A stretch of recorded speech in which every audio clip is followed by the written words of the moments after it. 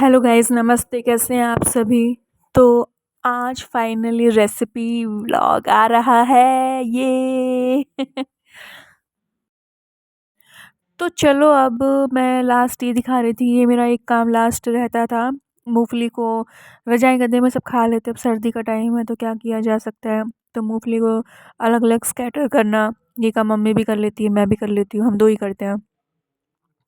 तो सर्दियों में क्या होता है ना, मैं भी मूँगफली खाती हूँ, फिर वो कचरा रहता है तो कचरे में और मूँगफली डाल कर के फिर वही खा लेते हैं। वही पॉलीथीन इकट्ठी होती रहती है, और पॉलीथीन भी भर जाती है, तो फिर ये होता है ना कि इनको खाली करना भी एक टास्क है। कुछ काम सर्दियों में भर जाते हैं, कुछ काम गर्मियों में भर जाते हैं, तो वो जैसे कूलर में पानी भरना तो ये ऐसे तो रहता ही है रूटीन का वर्क। सर्दी गर्मी के हिसाब से चेंजेस हो जाते हैं, बढ़ जाते हैं, कम हो जाते हैं ऐसे। तो अब इन मूँगफलियों को ना छाँटना कि इसमें से साबुत कौन-सी है और छिलके वाली है जो उसको फेंकने की है। तो आज फुर्सत मिली तो सोचा चलो कुछ ज़्यादा लोड नहीं है काम का, तो मूँगफली को ही कर लिया जाए थोड़ा खाली-खाली।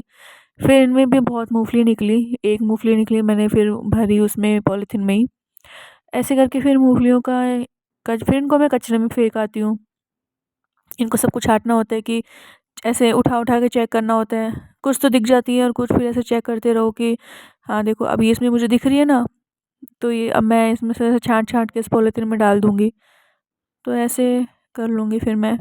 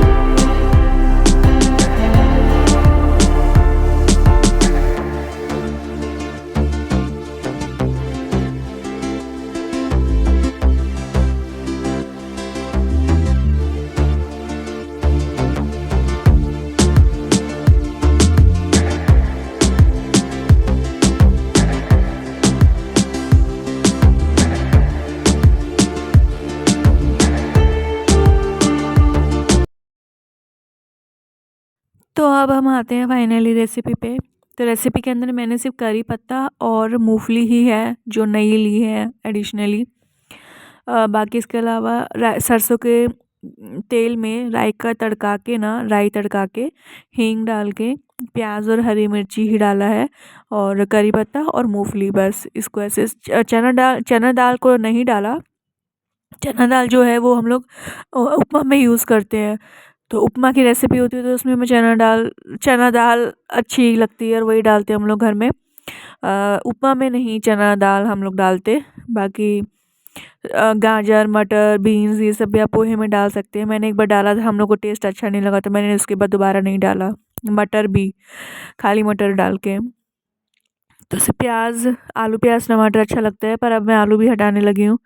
तो ये प्याज़ और हरी मिर्ची डाला और हाँ, करी पत्ता ज़रूर आप डालें, करी पत्ता जो है ना, करी पत्ता वो बहुत अच्छा टेस्ट एनहांस करता है और जो फ्रेग्रेंस है वो भी अच्छी आती है। हाँ, बस चबाने में थोड़ा-सा लगता है ऑकवर्ड पर ठीक है, अच्छा है, खाना ही चाहिए, हेल्दी बेनिफिट्स होते हैं उसके। और इसमें टमाटर डाला और अब इसमें मसाले डालेंगे। मसाले में लाल मिर्ची, धनिया पाउडर बहुत हल्का और हल्दी पाउडर, वो भी बिल्कुल थोड़ा-सा।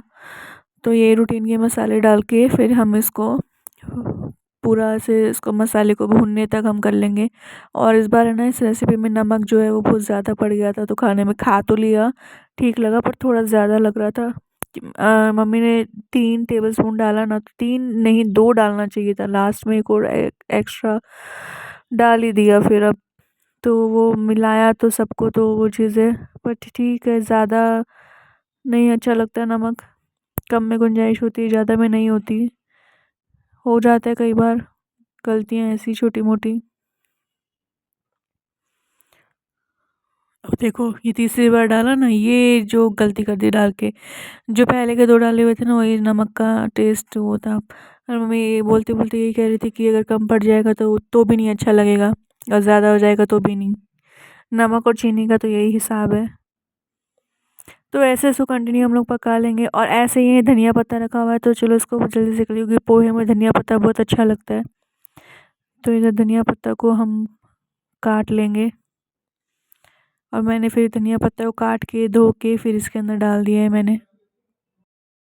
वैसे तो ना टमाटर को हम रफली चॉप कर सकते हैं, मोटा-मोटा भी काट सकते हैं, तो आप चम्मच की हेल्प से आप टमाटर को ऐसे मैश करते जाओ, तो नमक के अंदर ऐसे भी सॉफ्ट हो जाते हैं, तो ईज़िली मैश हो जाते हैं ये।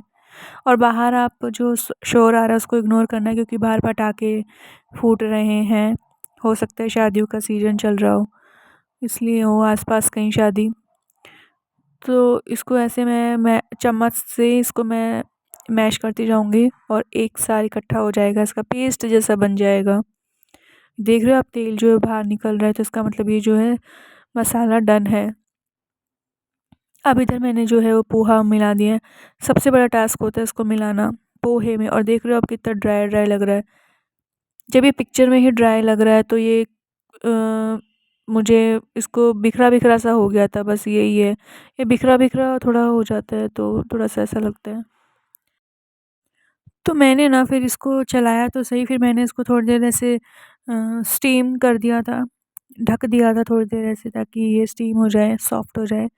बाकी आप इसमें इस स्टेज पे आप पानी का छिड़काव करके भी कर सकते हैं, मैंने नहीं किया और मुझे कर लेना चाहिए था, क्योंकि एक तो ये ड्राइनेस हट जाती, दूसरी चीज़ अगर नमक ज़्यादा हुआ है ना, तो वो चीज़ भी सही हो जाती। पर वो तो खाने के बाद पता चला कि नमक थोड़ा ज़्यादा हो गया था।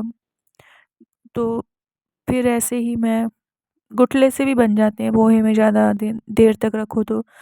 फिर ऐसे ही करती गई इनको, देखो ये गुठली बन गई, तो उनको ऐसे चम्मच से इनको फोड़ते जाओ और मिलाते जाओ।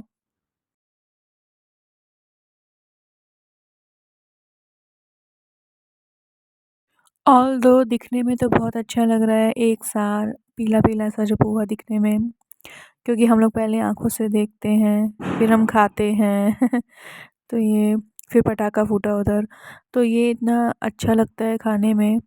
पोहा सबसे हेल्दी, सबसे लाइट फूड, मैं तो बोलूँगी फूड है मेरे लिए, नाश्ता नहीं, क्योंकि मेरे को तो जब मन करता है तो मैं डिनर में, गर्मियों में ख़ास करके मैं ऐसे ज़्यादातर बना ही लेती हूँ। हालाँकि गर्मियों में मुझे बहुत दिक्कत होती है किचन में घुसने में पसीने से, पर ये अच्छा लगता है, लाइट होता है ना खाने में। कभी भी खा लो आप, संडे का इंतज़ार मत करो।